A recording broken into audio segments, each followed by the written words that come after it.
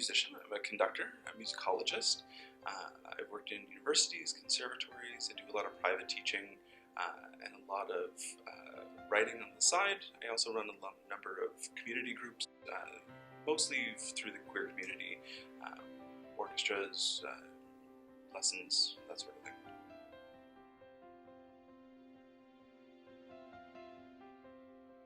The Halifax Queer Ensemble was kind of born out of some adjunct research I was doing on classical performers in the queer community in general.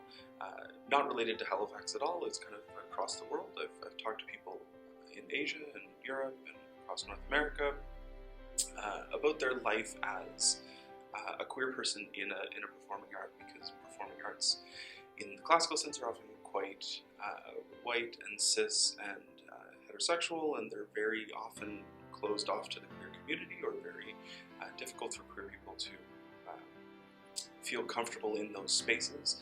And so as a side project, I wanted to bring that feeling of inclusivity in the classical arts to Halifax and the queer community.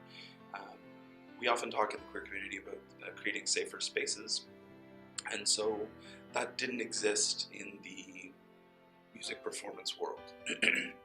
So we created this safer music space for queer people.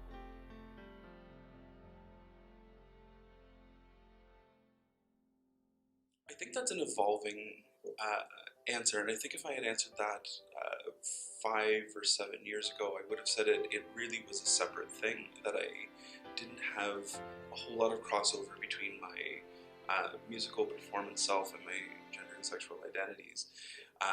As I maybe get older, but more as I work with the queer community specifically, and maybe as I work in higher institutions of just classical music in general, I'm understanding that they are very, very linked, and we talk a lot about intersectionalities in people in a variety of fields, in a variety of ways, but I think it's becoming more and more true for me that I'm understanding the way I create and the way I approach performance and creation is through an inherently queer lens, that everything I do is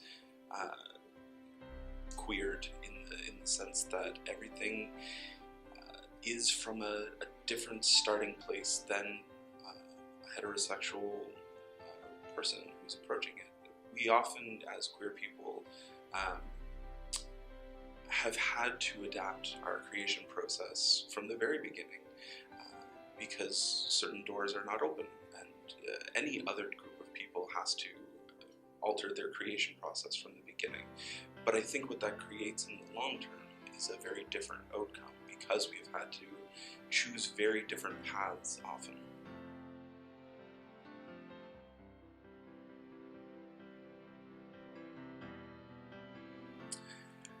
I think positive mental health for me is a series of balances.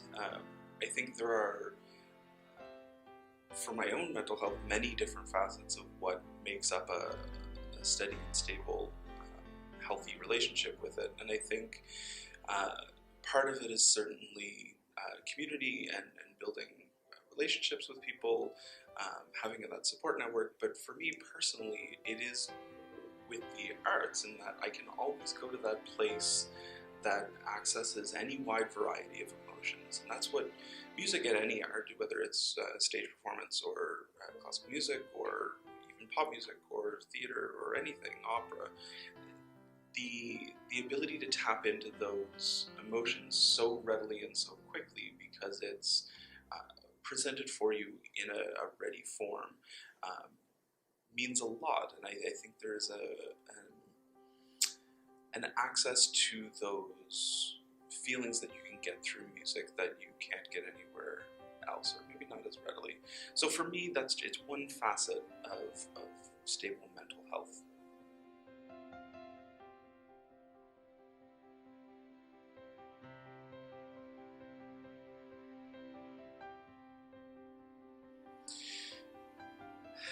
Access. I think there's the ability for everybody to have good mental health, but there are many barriers to just getting that help sometimes.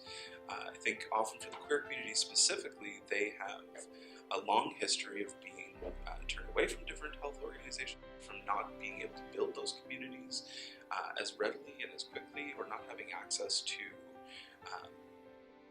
a group of people that are there to support and to help. So I think the next step for the queer community specifically is breaking down those barriers where they don't feel ashamed or afraid or scared that they'll be turned away from some sort of help or access, that the access is at their fingertips and ready for them to be there with it. Specifically 2020 right now, that for a community that is already separated from the larger society, often it's even more isolating, for sure.